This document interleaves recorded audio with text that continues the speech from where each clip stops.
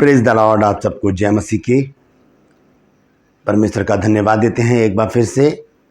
प्रतिदिन की तरह प्रभु परमेश्वर ने हमें एक और दिन दिखाया, एक और सुबह हमारे जीवन में जोड़ दी, रोशनी दिखाई है आज की। हम परमेश्वर को अनगिनत बार धन्यवाद दें, क्योंकि बहुत से लोग हैं जो आज का दिन नहीं देखने पाए होंगे। Praise the Lord. एक नया संदेश लेकर मैं आपका दोस्त पास्टर राज मैसी इस समय आपके सम्मुख उपस्थित हूँ। और आज का जो संदेश है, किसी का एक प्रश्न है मेरे पास, और प्रश्न है कि सिर और पूंछ का अर्थ क्या है। बाइबल में जिसका जिक्र आया है, तो बाइबल में अगर कोई बात आई है तो उसका कोई ना कोई मीनिंग्स होगा, उसका कोई अर्थ ज़रूर होगा। तो क्या रहस्य है सर और पूंछ का, वो आज हम जानेंगे, क्योंकि ये व्यवस्था विवरण की पुस्तक 28 अध्याय और उसके 13 पद में ये लिखा है। Praise the Lord. तो बने रहिएगा मेरे साथ, आज इस रहस्य को हम जानेंगे कि इसका अर्थ क्या है। तो एक छोटी सी प्रार्थना करते हैं, उसके बाद हम आज के वचन को शुरू करेंगे।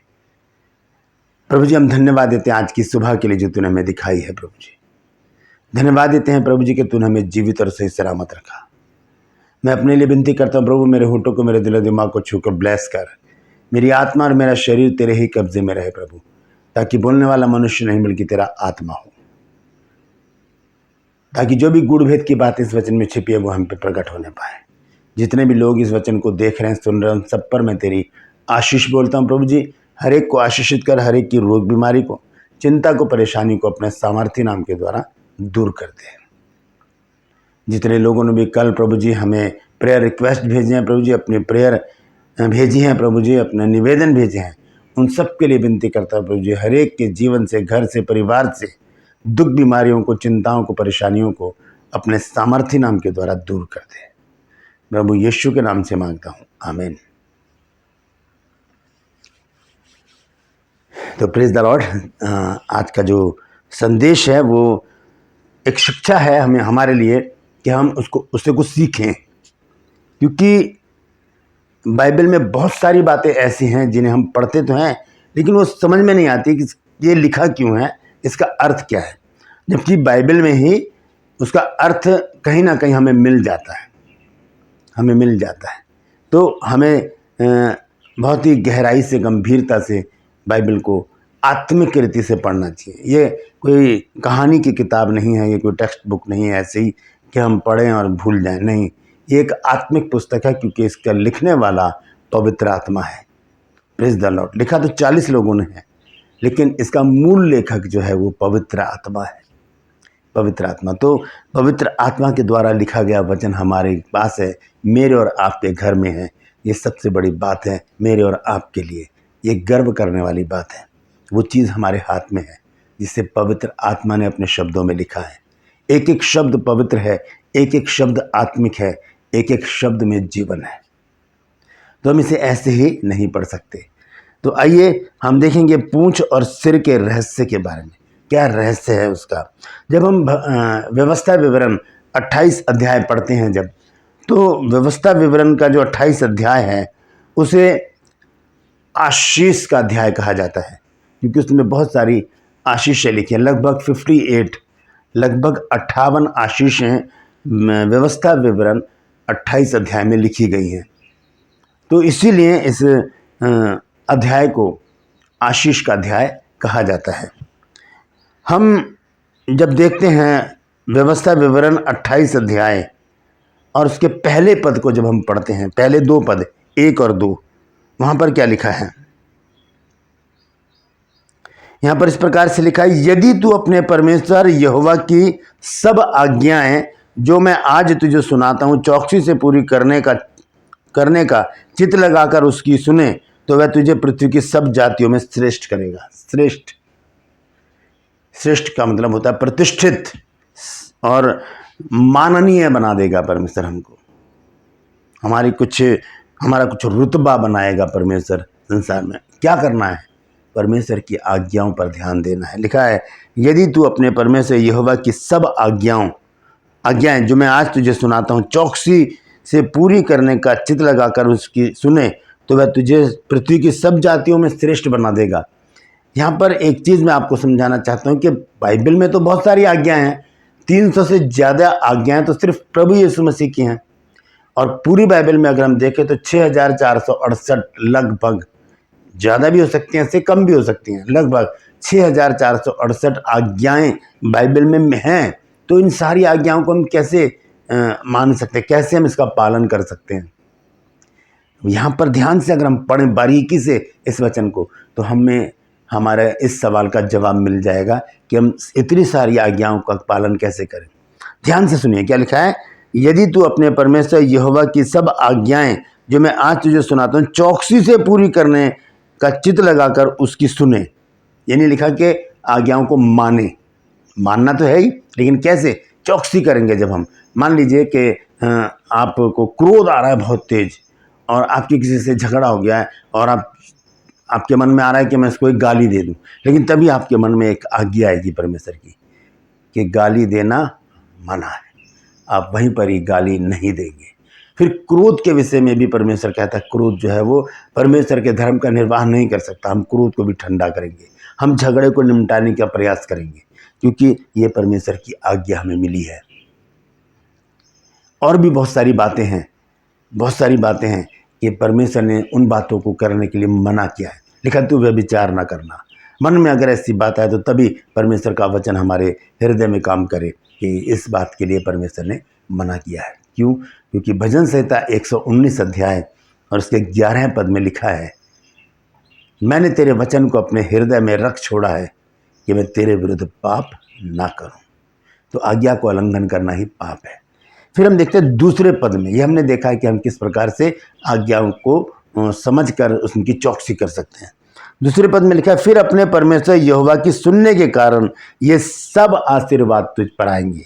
ठीक है, पूरे होंगे, पूरे सब आशीर्वाद। देखिए आशीष का अर्थ ही आशीर्वाद होता है, और बहुत सारे आशीर्वाद फिर वहाँ पर लिखे हैं। मैं जल्दी जल्दी से पढ़ देता हूँ क्योंकि बहुत सारा है, वीडियो लंबा हो जाएगा तो फिर दिक्कत हो जाएगी। लिखा फिर 3 पद में लिखा है, धन्य हो तू नगर में, धन्य हो तू खेत में। मैं वहाँ पर जाकर रुकूंगा जो वचन आज का हमारा है, पूंछ और सर।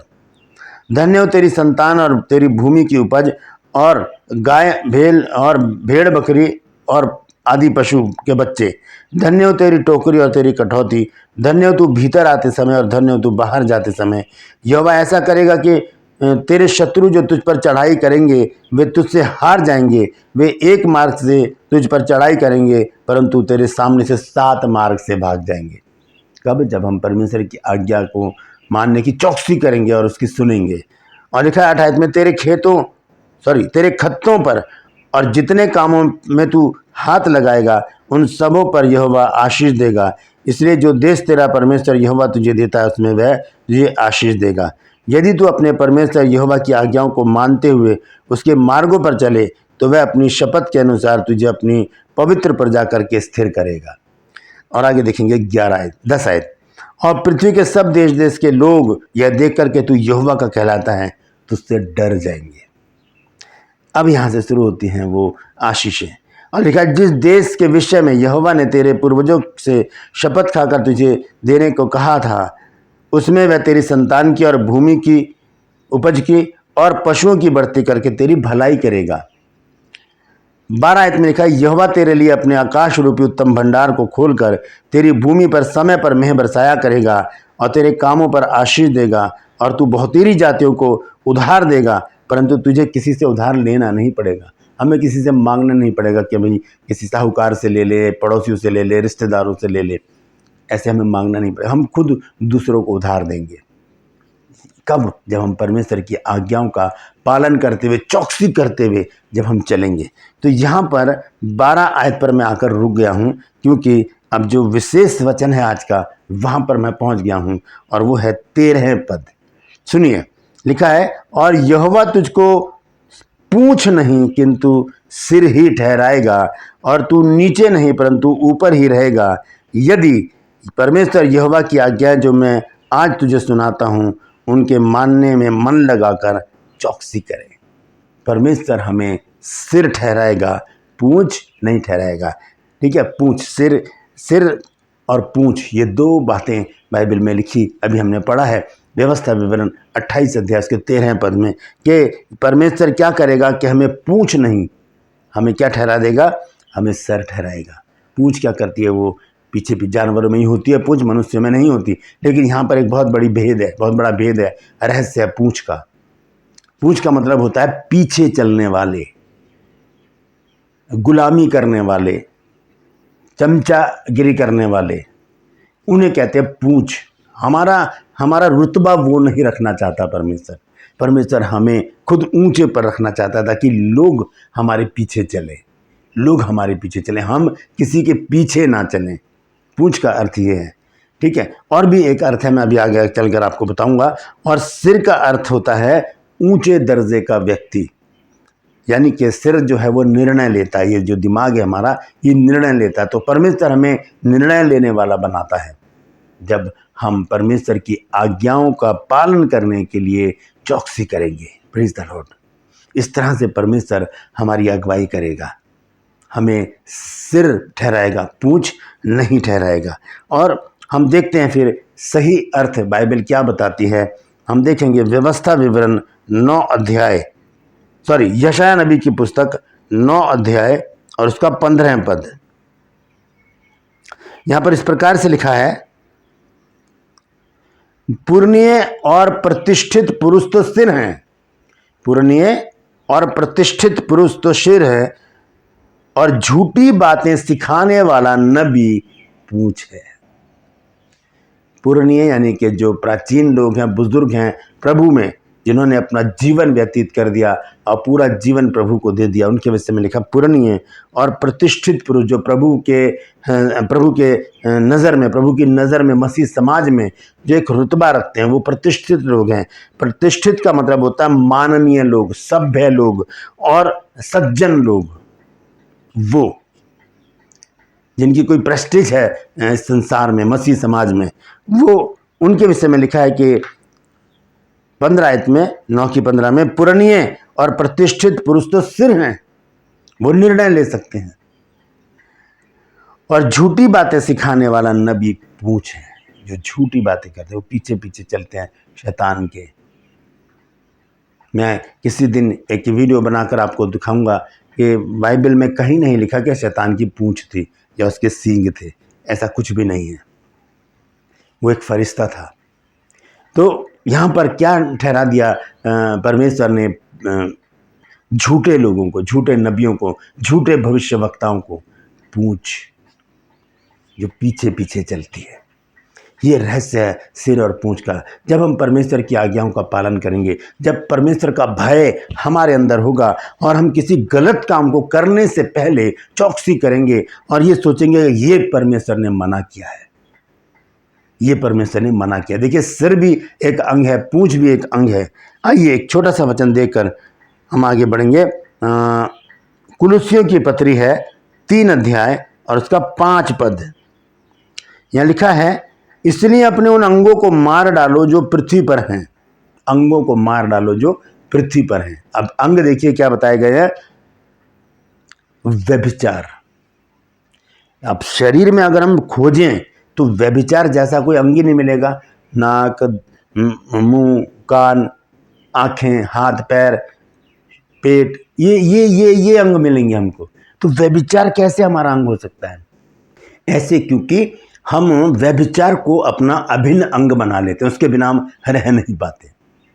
यहाँ लिखा है, इसलिए अपने उन अंगों को मार डालो जो पृथ्वी पर, अर्थात व्यभिचार, अशुद्धता, दुष्कामना, बुरी लालसा और लालच जो मूर्ति पूजा के बराबर है। और आगे भी बहुत सारी बातें लिखी हैं जो हमारे अंग हैं, हमें इन्हें मार डालना है, काट डालना है।